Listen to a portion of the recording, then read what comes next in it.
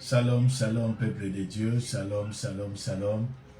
Bana nyonso CGD, tous les enfants de CGD, bino nyonso, là où vous êtes, que la main de Dieu soit sur vous. Nous sommes mercredi. Et par la grâce de Dieu, tout le monde est au Kabola. Quelque chose, un enseignement par rapport à la doctrine. Vous savez, la doctrine aujourd'hui est comme bafouée simplement parce qu'il y a des gens qui disent que la doctrine, ça ne sert à rien. La doctrine est anatinate.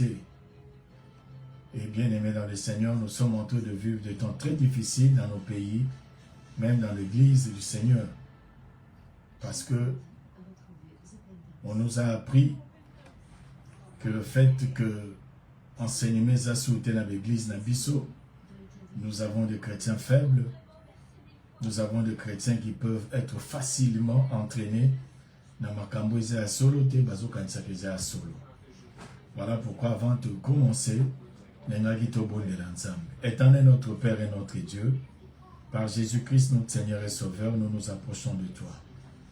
Accepte, Seigneur, de nous accompagner par ton esprit pour que tout ce qui sera dit en ce moment, Père, apporte la vie, la force et pourquoi pas, Seigneur notre Dieu, l'éclairage dans mon tenion soit Saint-Esprit de Dieu, prends le contrôle, honore et glorifie Jésus-Christ.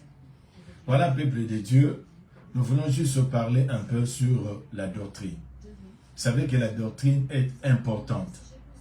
Comme je le disais, il y a des gens qui posent des questions. Par exemple, est-ce que Jésus-Christ est le seul chemin vraiment qui peut amener au ciel? Est-ce que un chrétien doit payer sa dîme? Est-ce que le paradis existe? Est-ce que l'enfer existe? Est-ce que si vous êtes baptisé et que vous n'avez pas cru en Jésus, vous irez au ciel? Ou si vous avez cru en Jésus mais vous n'êtes pas baptisé d'eau, est-ce que vous irez en enfer? Et est-ce que venir à l'église est important? Est-ce que aider les autres, servir à l'église, est-ce important? Être présent à l'église, est-ce important? Est-ce que c'est vraiment nécessaire pour un enfant de Dieu? À l'église, donc il y a pas mal de questions que les gens se posent, les gens posent. Et j'aimerais juste dire que toutes ces questions, les gens n'ont pas été. Mais le problème, les gens disent ma réponse. Quelles sont les réponses que les gens reçoivent par rapport à leurs questions? Lorsque vous posez la question si l'enfer existe, quelle est la réponse qu'on vous donne? Lorsque vous posez la question, dois-je payer ma dîme? Quelle est la réponse qu'on vous donne? Donc le problème maintenant, c'est la réponse. Ce n'est pas la question, c'est la réponse. Et c'est là où il y a le problème. Parce que même des éminents serviteurs de Dieu, nous sommes parfois incapables de répondre à toutes les questions. Voilà pourquoi j'aimerais dire à l'Église et à vous qui me suivez que la doctrine est importante. Et nous devons faire la différence. Nous avons la doctrine chrétienne et nous avons des dogmes. Lorsqu'on parle des dogmes, ce sont des vérités que chaque église, chaque communauté, chaque religion, comme le lenge na bango kotambolela. C'est ce qu'on appelle dogme. Mais lorsqu'on parle vraiment de la doctrine, c'est plus que cela. Et ici, nous allons parler de la doctrine biblique. C'est très important, parce que si nous ne comprenons pas ces choses, nous aurons toujours des problèmes dans notre vie, nous aurons toujours des difficultés. Il y a des gens qui disent, non, l'essentiel c'est de croire en Jésus, puis le reste, c'est là, je m'en fous. Non, bien aimé dans le Seigneur. On ne peut pas dire de la doctrine qu'on s'en fout. Non. Donc nous devons faire cette différence. Et ce soir, je vais essayer, par la grâce de Dieu, de nous donner d'abord l'importance de la doctrine. Et si nous aurons le temps, parce qu'on n'a que 30 minutes, nous allons maintenant parler de la charge de la doctrine. Cette responsabilité que nous devons porter. D'emblée, j'aimerais dire, avant que je donne la définition de la doctrine, j'aimerais vous dire que la doctrine repose sur 5 angles. C'est-à-dire lorsqu'on parle de la doctrine chrétienne, Elle se repose sur 5 angles. Il faut que cette doctrine-là soit basée sur la parole de Dieu. Deuxièmement, il faut que cette doctrine-là vénère la sainteté de Dieu. Il faut que cette doctrine-là, les 5 angles de la doctrine biblique, il faut que cette doctrine-là démontre la dépravation de l'homme, que l'homme est perdu. Et quatrièmement, il faut que cette doctrine démontre que c'est Jésus-Christ le seul qui est le sauveur et le Seigneur de l'humanité. C'est-à-dire l'homme qui a été perdu, l'homme qui a été dépourvu de la présence de Dieu, l'homme qui a été dépourvu de la grâce de Dieu, trouve le chemin du ciel par Jésus-Christ, notre Seigneur et notre Sauveur. Et pour votre information, si nous voulons présenter cette doctrine, le 5e angle, il faut que la doctrine présentée proclame que l'enfer existe, le paradis existe. L'enfer, ceux-là qui n'ont pas cru en Jésus, et le paradis pour ceux-là qui vont croire en Jésus. C'est-à-dire ça, ce sont les 5 angles. Les 5 angles qui doivent déterminer toutes les doctrines bibliques que nous pouvons avoir. Donc cela a trait à l'homme, à Christ, au paradis, à la parole de Dieu et à Dieu lui-même.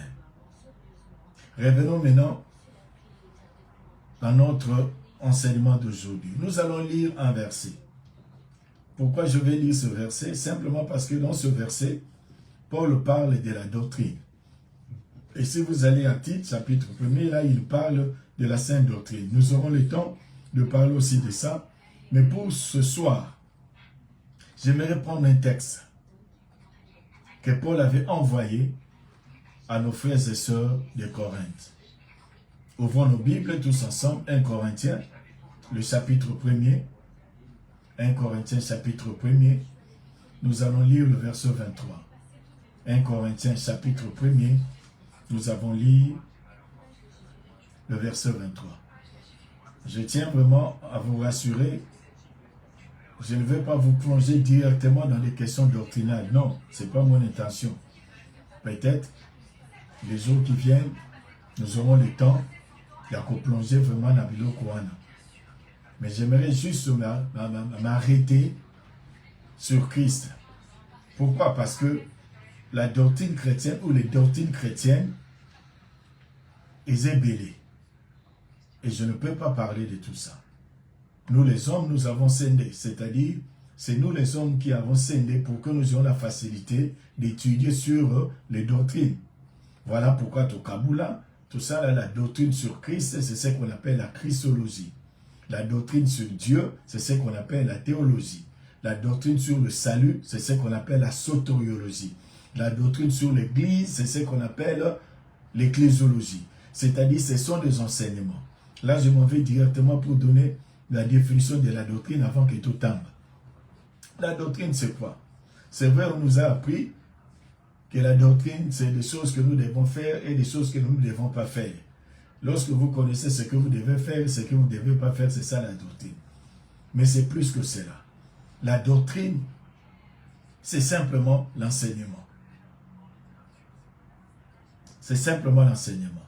Didaclaus, c'est-à-dire enseigner. Enseigner. C'est ça la doctrine. Et lorsque nous enseignons sur Dieu, la doctrine sur Dieu, c'est ce que nous appelons la théologie. L'enseignement sur l'Église, c'est ce qu'on appelle l'ecclésiologie. L'enseignement sur le salut, c'est ce qu'on appelle la soteriologie. Et il y a pas mal, il y a enseignement sur... voilà. Il y en a tellement beaucoup, l'enseignement sur l'homme, l'anthropologie. Il y a pas mal de choses oyo to sali yango pour nous faciliter biso le lenge nini to ko moyen ya kuyeba kotanga yango pe kolakisa yango bato. Prenons maintenant notre texte. 1 Corinthiens chapitre 1er, le verset 23. Qu'est-ce que la Bible dit? Je vais lire rapidement. 1 Corinthiens chapitre 1er, le verset 23. Qu'est-ce qui est écrit? Or, nous prêchons un Messie. Suivez-moi très bien la lecture. Nous prêchons un Messie crucifié. Dans d'autres versions, nous Nous prêchons Christ crucifié. Scandale pour les Juifs et folie pour le grec ou le non-juif. Nous prêchons Christ.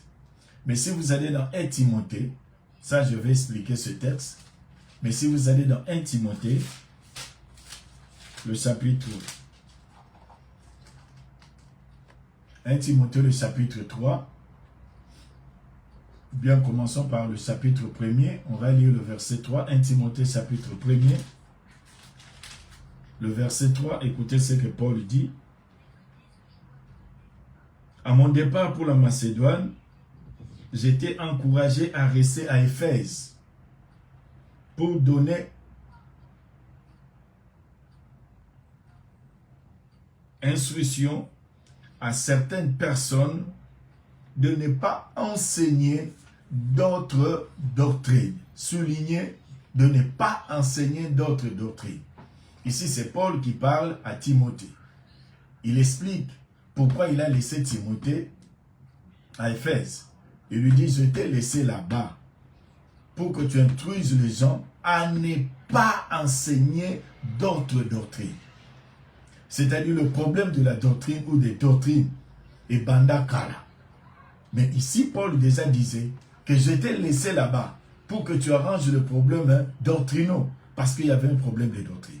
Mais là où nous avons lu maintenant à Corinthe, c'est là où je vais essayer un peu de vous expliquer rapidement, parce que je vous avais dit la doctrine chrétienne repose sur 5 angles. Et dans ces angles-là, le premier, il faut que Christ soit reconnu comme étant le seul et l'unique. Nous prêchons Christ crucifié. Pourquoi Paul a dit cela? Pourquoi pas nous prêchons Jésus? Pourquoi il n'a pas dit nous prêchons Jésus? Il a dit nous prêchons Christ.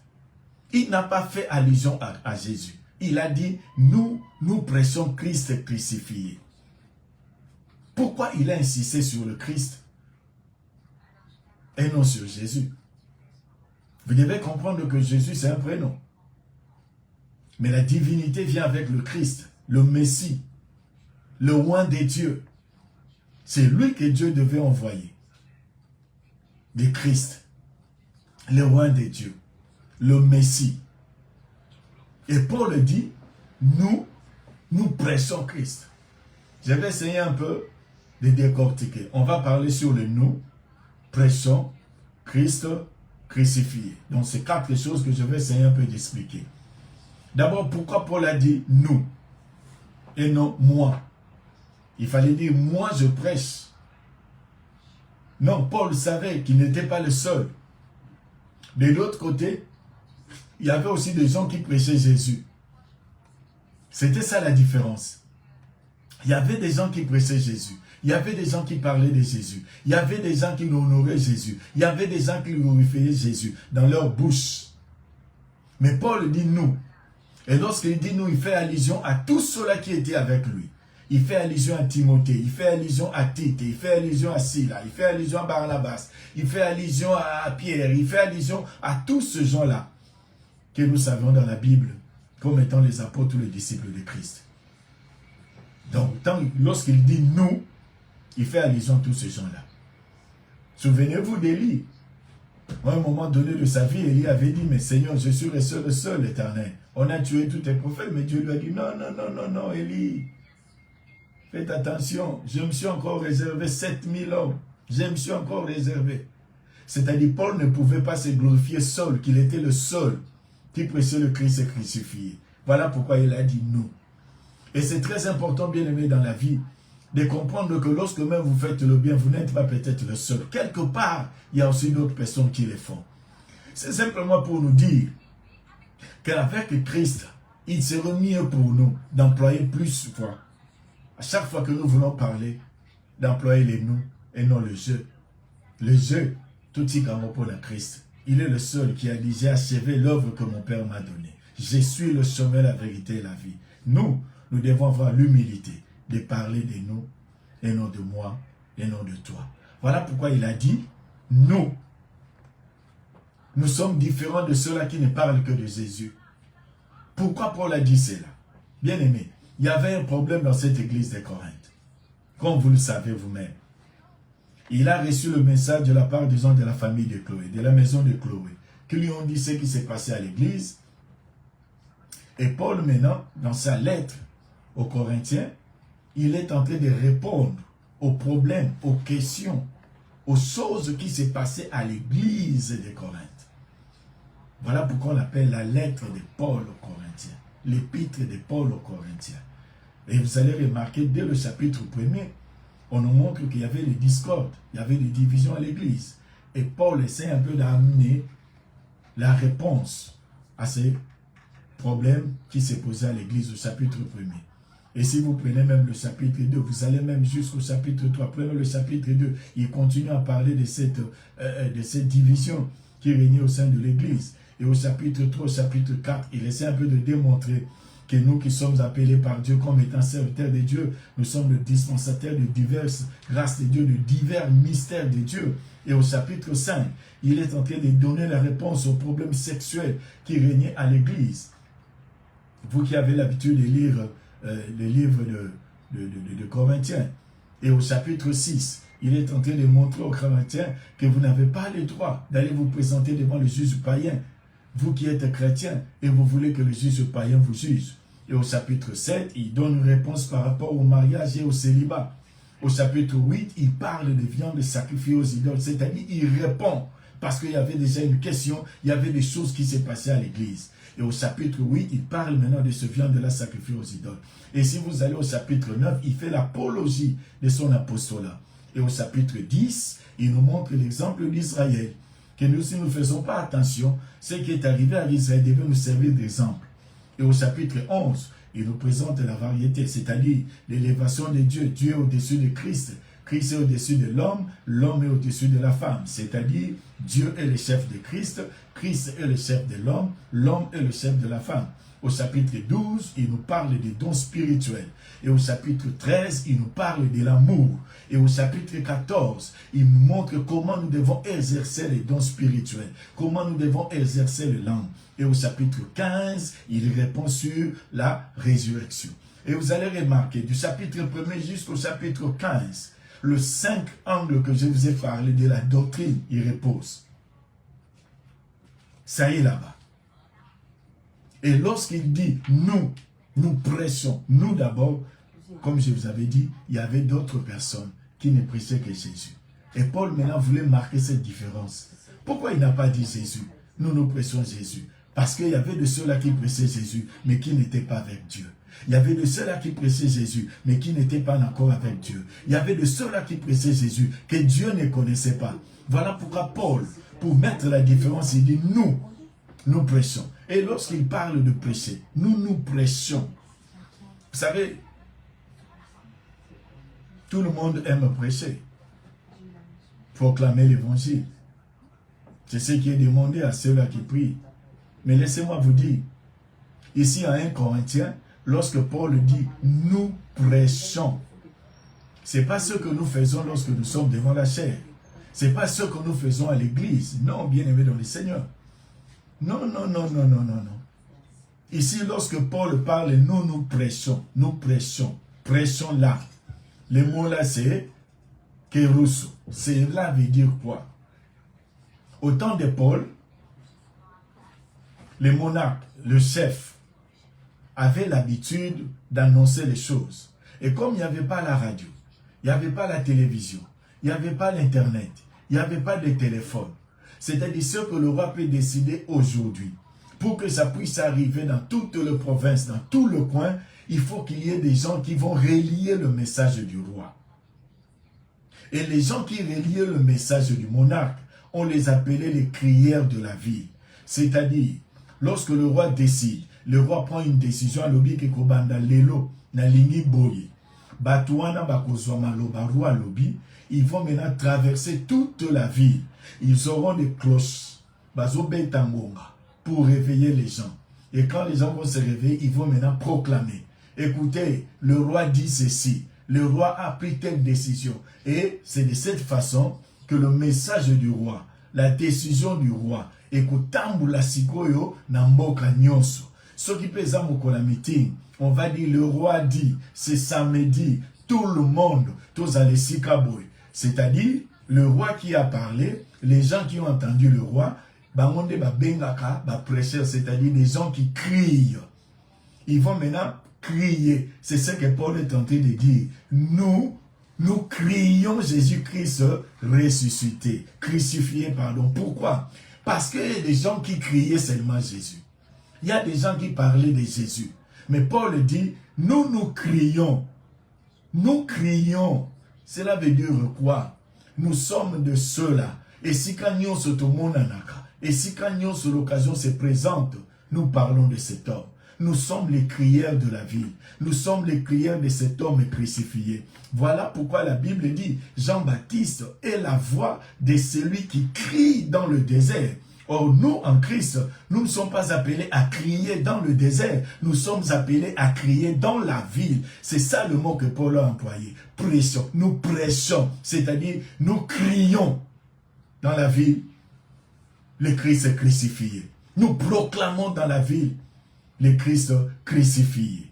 Nous annonçons dans la ville le Christ crucifié. Cela veut dire, lorsque vous êtes enfant de Dieu, ne vous en faites pas. Vous êtes appelé un crieur de Dieu. Cela veut dire, là où vous êtes, lorsque vous parlez de Christ crucifié, ça sort comme un cri dans les oreilles de ceux-là qui vous entendent. Nous avons le message pour apporter dans nos villes. Nous avons un message que le roi a dit, que notre Seigneur a dit. D'ailleurs, lui-même nous a dit, allez faire de toutes les nations mes disciples.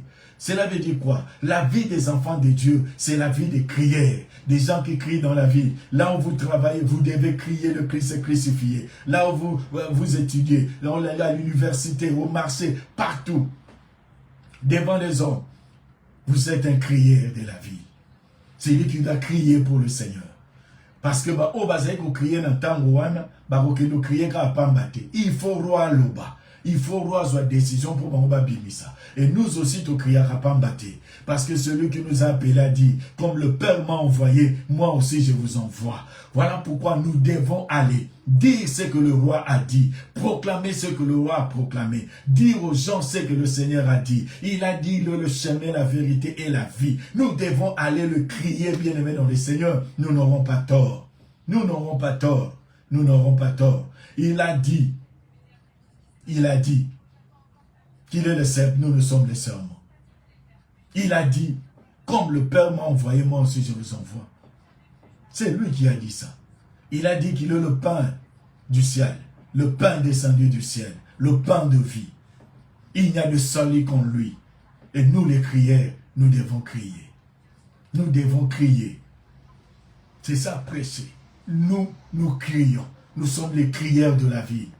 Là où je suis, lorsque l'occasion se présente et qu'il y a quelqu'un à mes côtés, je dois crier le Christ est crucifié. Cela veut dire quoi? Je vais annoncer son message. Je vais proclamer sa parole. Je n'ai pas besoin aujourd'hui d'être devant la chair, comme c'est le cas aujourd'hui. Il y a des jeunes qui ne veulent plus évangéliser. Tout le monde veut monter sur la chair. Il faut n'être maliboso, non, bien aimé dans le Seigneur. Dans le Nouveau Testament, nous ne sommes pas tous appelés à monter sur la chair, mais dans le Nouveau Testament, nous sommes tous appelés à crier dans la ville, à crier au quartier, dans les rues. Nous devons crier le Christ ressuscité. C'est ça le travail qu'on nous a donné. On ne devient pas chrétien pour monter sur la chair. Tout le monde veut la chair. Non, bien aimé dans le Seigneur, ce n'est pas le travail qui est donné à tout chrétien. La chair, c'est un travail qui est donné à ceux-là qui ont le ministère universel. Baroba Bengama. Le kolaba apôtre, le kolaba évangéliste, le kolaba pasteur, le kolaba docteur, le kolaba prophète. Ce sont eux qui doivent monter sur la chair. Mais nous tous, en tant qu'enfants de Dieu, nous sommes des crieurs. Les crieurs de la vie. Parce que nous apportons le message de notre Seigneur. Et là, c'est le premier point de la doctrine, bien aimé dans le Seigneur. Le Christ crucifié. Parce que c'est là où il y a la différence. Vous pouvez parler de Jésus. Mais si vous ne parlez pas de Christ, ça ne sert à rien. Lorsque vous parlez de Jésus, il faut parler de Jésus-Christ. Ah, là c'est bon. Mais si vous vous arrêtez à Jésus, vous vous arrêtez à l'homme. Mais lorsque vous allez ajouter le Christ, là maintenant vous faites entrer la divinité. Et c'est très important. Car celui qui a été crucifié, c'est le Christ. C'est ça que Paul est en train de dire. Et vous allez remarquer, dans les épîtres, presque tous les disciples, tous les apôtres, parlaient que de Christ crucifié. De Christ crucifié. Pour faire barrage à ceux-là qui avaient amené la doctrine de Jésus. Jésus, Jésus seul. Jésus, Jésus seul. C'est comme s'ils disaient bien. Peut-être dans leur tête, ils se disaient toujours le va bien. Mais nous, nous prêchons le Christ, le Christ, le Christ. Oui, c'est lui que nous prêchons. C'est Dieu-là qui s'est fait homme. C'est Dieu-là qui a pris notre place. C'est Dieu-là qui a pris nos péchés. C'est Dieu-là qui a payé pour nos péchés. C'est lui que nous prêchons. C'est le Christ qui a apporté nos péchés. C'est lui qui a été crucifié. Oui, peuple de Dieu. Laissez-moi vous dire, j'ai la joie dans mon cœur. J'ai la joie dans mon cœur, bien-aimé dans le Seigneur. Parce que Dieu a fait de nous des crières. Nous sommes des crières, bien-aimés dans le Seigneur. Cessons de passer nos temps au bisogno surtout à la maternité. Yaya, na vandi na yoboye. Tokutani na supermarché. Soko kaze monani yaya, na robeta yo. Car je suis le crière. Je suis le crière de cet homme qui a été crucifié. C'est Christ. Il a été crucifié. Et moi, na kolobara kaka, oye sa lobi. Na rosbisakola, oye sa lobi. Et yenda bikisaka. Na koyoka sonite pona lobelango ba misusu. Yenda kangolaka. Na koyoka sonite pona lobelango ba misusu. Po eza solo. Donc, tant Paul azo lobango, azo sala lision na bateau ya kala. Roi soka lobi. A lobi na ndako. Ego koma na kisantu ndenge nini. Ego koma na Bruxelles ndenge nini. Ego koma na kalamu ndenge nini. Soki bato akende koloba roi lobi bazate. Bakoyoka ndenge nini. Soki batinda mi bazate. Baza wapi. Où sont les crières aujourd'hui? Où sont les crières du roi? Il est le roi des rois. Où sont ces crieurs? Qui vont reléguer ce que lui a déjà dit?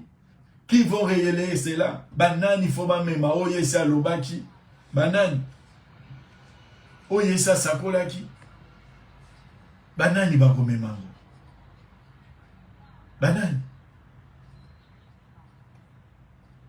Aujourd'hui, nous voulons tous être des prédicateurs, mais nous ne voulons pas être des crieurs. C'est pas normal.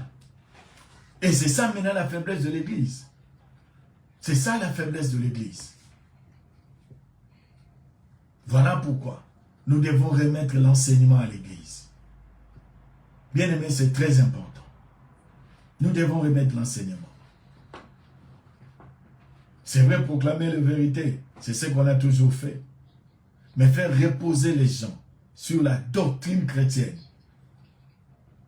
Comme je vous avais dit, il y a des dogmes, église d'église, ton communauté, na communauté, il y a des dogmes là-bas. Vous tapez la Bible, ezali, ou pesa na la Bible était ezali. Mais basana yango bango bandimena yango ndengwana. Mais awa to lingite ya batu. La doctrine biblique ou les doctrines bibliques. Il y en a tellement beaucoup. Yango monito kabula yango poto zomoya ko enseigner.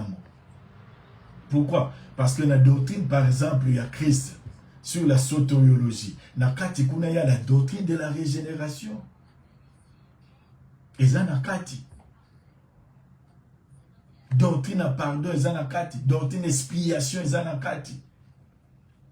Et toutes ces choses, les gens, essayent baye bayango, et aider bango, katikati na vina bango.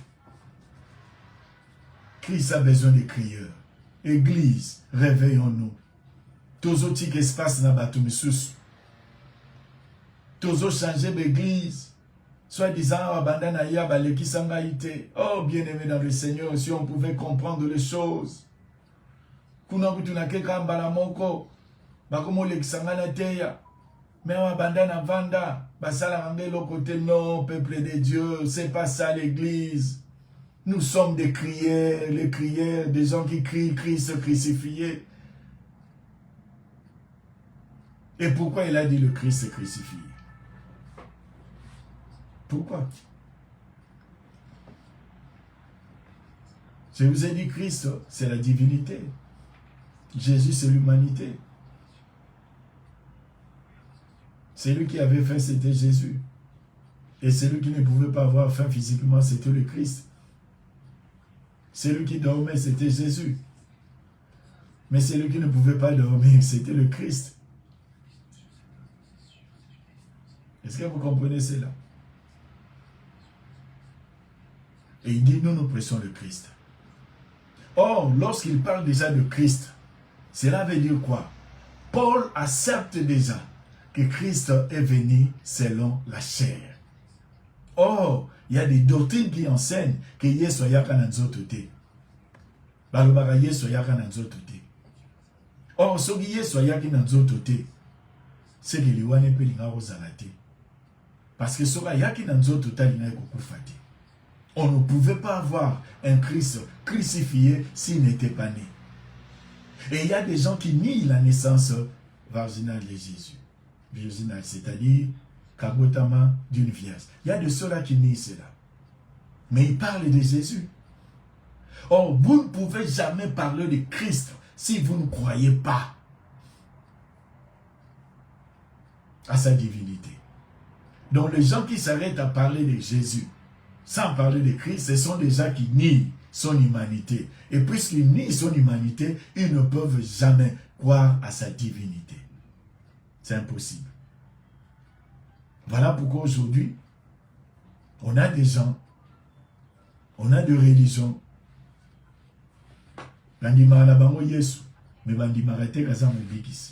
Et vous connaissez toutes ces religions. C'est un prophète, c'est un prédicateur, mais s'il faut dire qu'il est le sauveur, non. Pourquoi? Parce que eux, ils prêchent Jésus. Mais nous prêchons Jésus-Christ crucifié. Il faut toujours ajouter le Christ bien-aimé dans le Seigneur pour ne pas tomber dans le piège des ennemis. Toujours. Il y a un moment où Paul a ça qui différent soit. Et lorsqu'il dit crucifié, comme je l'ai dit, il y a des gens qui ne veulent pas croire à l'obiamo awa. Pour le juif, c'est un scandale. C'est scandaleux. Pourquoi? Parce que le juif attendait un Messie fort, un Messie victorieux, un Messie puissant. Que tant Messie wana yé, bango balongwe balamo na boumba ba romain, balongwe balamo na boumba ba tunyonso. Et si l'imboka na bango telemi ba komi bien, c'est ce Messie là qu'ils attendaient. Et lorsque le Messie est venu, le roi de Dieu est venu, il est allé jusqu'à la croix mourir. Les Juifs ont dit, mais c'est pas possible, c'est scandaleux. Nous, on ne peut pas croire. On ne peut pas. On ne peut pas. Ce n'est pas un tel Messie que nous avons entendu. Banda bako on a biso, balakaka biso masia. Yeyo, oyo yete, biso tobe kondi mayangote. Voilà pourquoi la Bible dit, ezaki scandale pour Nabam. Mais puisque dans cette ville, il y a des Corinthes, il y avait des Juifs, il y avait des Grecs. Or, vous savez qu'en ces temps-là, les Grecs, c'était des gens intelligents. Bata mayele yaya. Et parmi tant d'autres, leur élément était Apollos.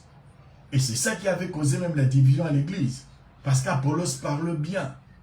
Il parlait bien. Mais vous allez remarquer aussi dans la vie de l'Apollos, il ne connaissait pas le Christ.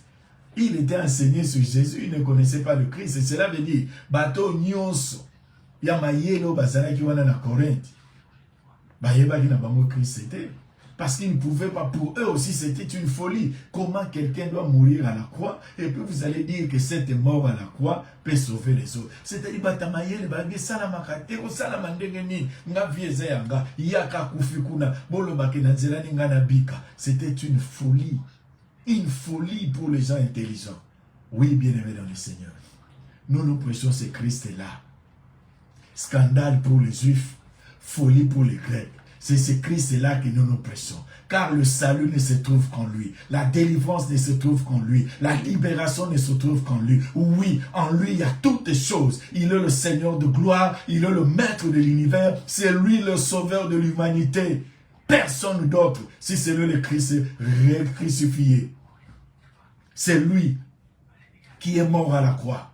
C'est ce Jésus-là qui est mort d'une mort honteuse. C'est lui. C'est par cette mort honteuse que Dieu a placé le salut. Oui, bien aimé dans le Seigneur. Vous suivez Jésus, vous faites bien. Mais quel est ce Jésus-là que vous suivez? Est-ce que vous suivez le Christ? le Jésus-Christ crucifié, ou vous suivez le Jésus-Christ, le Jésus que les gens bakoumissa. Non, bien-aimé dans le Seigneur. Vous devez vous reconnaître en sa mort. Si vous vous reconnaissez en sa mort, vous allez ressusciter avec lui. Nous prêchons le Jésus crucifié, car nous croyons. C'est à la croix où il a porté tous nos péchés. C'est à la croix. Un Jésus qui n'est pas passé à la croix n'est pas le Christ. Et un Jésus que vous faites passer à la croix, sans comprendre qu'il est le Messie, le Christ, Isaïe a bisauté. Car nous nous reconnaissons à sa mort. Étant ressuscités, nous avons été ressuscités avec lui. Voilà, peuple de Dieu, on me fait signe. On me fait signe que j'ai consommé mes 30 minutes. Voilà. Donc, si vous avez suivi ce message et que vous voulez vraiment vous réconcilier encore avec votre Seigneur de gloire et que vous voulez aussi donner votre vie, non pas simplement à Jésus, mais à Jésus le Christ. Oui, c'est lui qui est mort pour vous, n'oubliez pas. Qu'en Israël, il y avait plusieurs Jésus, mais le Christ était le seul. Et c'est en lui que vous devez la vie. Et si vous voulez le recevoir dans votre vie, partout vous allez suivre ce message. Vous allez me suivre par cette courte prière. Car la Bible dit, si tu confesses de ta bouche le Seigneur Jésus-Christ, et si tu crois dans ton cœur que Dieu l'a ressuscité des morts, tu seras sauvé. Vous n'avez qu'à confesser de votre bouche cet homme, Seigneur Jésus-Christ. Et vous devez croire dans votre cœur que Dieu l'a ramené de la mort à la vie. Bien-aimé, c'est la clé. Un Jésus-Christ qui n'est pas mort ne peut jamais être notre sauveur. Jamais. Jamais, jamais, jamais. C'est lui qui nous a sauvés. C'est le Christ qui était mort à la croix. Et si vous niez sa mort, oh bien-aimé dans le Seigneur, le salut n'est pas pour vous. Je sais, il y a des doctrines qui se prêchent. Mais la vraie doctrine, la saine doctrine, c'est celle-ci. Le salut, Dieu l'a placé à la mort de son Fils Jésus-Christ. Si vous le recevez, vous serez sauvés. Que Dieu vraiment vous bénisse, vous tous qui étaient présents, vous tous qui avez partagé avec nous ce temps. Je vois vos noms défiler. Pasteur Makani, Esther la reine Guinamaou, je vois Fifi Bamba, pasteur, je vois Ambrogénie, et il y a pas mal de noms. Que Dieu vraiment vous bénisse. Que Dieu vraiment vous bénisse, vous avez été nombreux. Je vois ma fille Chimel, Follow, que Dieu te bénisse. Je vois pas mal de gens, vraiment que Dieu vous bénisse. Maman Zuzimate, Zambia Salelayo, vraiment Boulamu. Nous aurons par la grâce de Dieu, notre enseignement le samedi, où nous allons continuer à parler sur la doctrine bien-aimée, parce que il y a pas mal de choses qui se prêchent. Donc, comment est-ce qu'on va faire? Il y a des gens qui croient dire sincèrement, parce qu'il y a des gens mais ils sont à côté de la plaque. Que Dieu vraiment nous aide à comprendre ces choses. Vraiment que Dieu vous bénisse. Ceux qui peut-être comme Ezalaki, tu me fais simplement signe que je ne manquerai pas à la prochaine. Merci à Claudio. Que Dieu vraiment vous bénisse. Vous êtes vraiment nombreux à nous suivre. Et voilà. Que Dieu vous fasse du bien. On se retrouve le samedi prochain par la grâce de Dieu à la même heure. Que Dieu vous bénisse. Passez une très bonne nuit. Et si vous avez besoin d'une prière, ne manquez pas à me faire un signe. Nous allons vraiment prier pour vous. Que Dieu vous bénisse. Ciao.